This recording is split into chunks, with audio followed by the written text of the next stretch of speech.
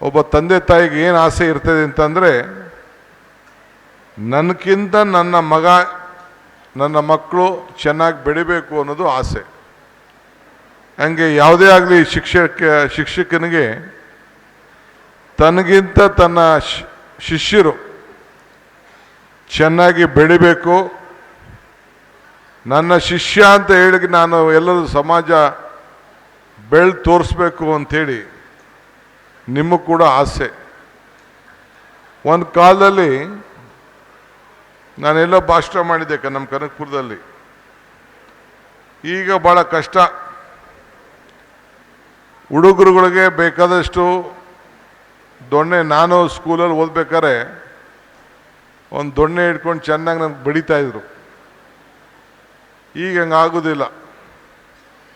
ಹಿಂದೆ ಎಲ್ಲೋ ಹೇಳಿದ್ದೆ, ತ್ರೇತದೊಳ್ ಗುರುವು ಶಿಷ್ಯಂಗೆ ಜಂಗಿಸಿ ವಿದ್ಯೆ ಕಲಿಸಿ ಮಹಾಪ್ರಸಾದವೆಂದ, ದ್ವಾಪರದೊಳ್ ಗುರುವು ಶಿಷ್ಯಂಗೆ ದಂಡಿಸಿ ವಿದ್ಯೆ ಕಲಿಸಿ ಮಹಾಪ್ರಸಾದವೆಂದ.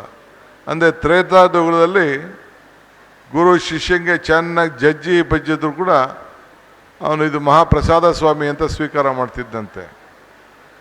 ದ್ವಾಪರದೊಳಂದರೆ ಆ ದ್ವಾಪರದ ಕಾಲದಲ್ಲಿ ಗುರು ಶಿಷ್ಯಂಗೆ ದಂಡಿಸಿ ವಿದ್ಯೆ ಕಲಿಸಿ ಮಹಾಪ್ರಸಾದವೆಂದಂತೆ.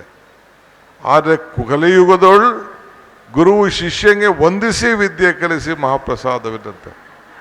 ಗುರು ಶಿಷ್ಯಂಗೆ ಈಗ ಕೈ ಮುಗಿದ್ಬಿಟ್ಟಲ್ಲೋ ನನಗೆ ಸಂಬಳ ಕೊಡ್ತಾವ್ರೆ, 30, 40, 50 ಸಾವಿರ ಕೊಡ್ತಾರೆ, ಕೇಳ್ರು ಓದ್ರು ಅಂತ ನೀವು ಯಾರು ಹೊಡೆಯಂಗಿಲ್ಲ. ಈಗ ಏನು ಮಾಡೋದು ಕೂಡ ಈಗ ನೀವು ಕೈ ಮುಗಿದು ಈಗ ಪಾಠ ಹೇಳೋಂಥ ಕಾಲ ಈ ಸಂದರ್ಭದಲ್ಲಿ ಬಂದಿದೆ. ಆದರೆ ನಿಮಗೆ ಇನ್ನೊಂದು ದೊಡ್ಡ, ನನ್ನ ಕಾಲಕ್ಕೂ ನಿಮ್ಮ ಕಾಲಕ್ಕೂ ಭಾಳ ವ್ಯತ್ಯಾಸ ಇದೆ. ನಾನಾಗಲೇ ಕಾಲೇಜು ಸ್ಕೂಲ್ ಹೋಗಿ 50 ವರ್ಷ ಆಗೋಯ್ತು. ನಿಮಗಷ್ಟು ಪುಣ್ಯವಂತರು, ನಿಮ್ಮ ಮಕ್ಕಳಷ್ಟು ಪುಣ್ಯವಂತರು ನಾವಿಲ್ಲ. ಈಗೆಲ್ಲ ವಿಚಾರ ಟೆಲಿಫೋನು, ಒಂದು ಫೋನಲ್ಲಿ ಬಂದ್ಬಿಟ್ಟಿದೆ. ನಿಮಗೂ ಒಂದು ದೊಡ್ಡ ಕಾಂಪಿಟೇಷನ್ ಯುಗದಲ್ಲಿ ನೀವು ಇದ್ದೀರಿ. ನಾವೆಲ್ಲ ಮೊದಲು, ನಾನು ಓದ್ಬೇಕಾದ್ರೆ ನಮ್ಮ ಟೀಚರ್ ಏನು ಮಾಡ್ತಿದ್ರು ಅಂದರೆ, 1, 2, 3 ಜನ ಒಳ್ಳೆ ಹುಡುಗರುಗಳನ್ನ ಆಯ್ಕೆ ಮಾಡೋರು. ಅವ್ರಿಗೆ ಹೇಳ್ಕೊಡೋರು, ನೀವು ಇದನ್ನು ಸರಿಯಾದ ರೀತಿಯಲ್ಲಿ ಕಲ್ತ್ಕೊಂಡು ಬಂದು ನೀವೇ ಪಾಠ ಮಾಡಬೇಕು ಅಂತ. ಆಗ ಹಿಂದೆಗಡೆ ಬೆಂಚಲ್ಲಿ ಬಂದು ಕೂತ್ಕೊಳ್ಳೋರು. ನಾನು ಕೊನೆ ಬೆಂಚ್ ಸ್ಟೂಡೆಂಟು, ನನ್ನ ಪಕ್ಕ ಬಂದು ಕೂತ್ಕೊಂಡು ನೀನು ಪಾಠ ಮಾಡು ಅಂತ ಹೇಳೋರು. ಪಾಪ ಹುಡುಗರುಗಳು ಚೆನ್ನಾಗೆ ವಿದ್ಯಾಭ್ಯಾಸ ಮಾಡ್ಕೊಂಡು ಬಂದು ಅವರು ಬಂದು ಪಾಠ ಮಾಡ್ತಿದ್ರು. ಅಂದರೆ ಅವ್ರ ಉದ್ದೇಶ ಟೀಚರ್ ಕೈಲಿ ಪಾಠ ಮಾಡೋಕ್ಕಾಗಲ್ಲ ಅಂತಲ್ಲ, ಆ ಹುಡುಗರುಗಳಿಗೆ ತಯಾರು ಮಾಡ್ತಿದ್ರು, ಒಂದು ಉತ್ತಮವಾದಂಥ ಒಂದು ಜ್ಞಾನ ಉಂಟು ಮಾಡೋಂಥ. ತಿರ್ಗಾ ಹುಡುಗರುಗಳು ಸಾಯಂಕಾಲ ಹೋಗಿ ದಡ್ಡರಂಥ ಸ್ಟೂಡೆಂಟು ನಮ್ಮಂಥವ್ರನ್ನ ಕರ್ಕೊಂಡೋಗಿ ಅವರು ಸಾಯಂಕಾಲ ಅವ್ರು ಪಾಠ ಮಾಡ್ತಿದ್ರು. ಆ ಥರ ಒಂದು ವಿಚಾರ ಚಿಂತನೆಗಳು ನಡೀತಾ ಇತ್ತು. ಈಗ ಎಲ್ಲ ಫೋನ್ಗಳು ಬಂದಿದೆ. ಪ್ರಪಂಚದಲ್ಲಿ ಏನು ಬೇಕು, ವಿಶ್ವದಲ್ಲಿ ಏನು ಬೇಕು, ನಿಮಗೆ ಮಕ್ಕಳುಗಳು ಇನ್ನೂ ಉತ್ತಮವಾಗಿ ನೀವೇ ಇವತ್ತು ನೀವೇನು ತಪ್ಪುಗಿಪ್ಪು ಹೇಳೋಕ್ಕಾಗೋದಿಲ್ಲ.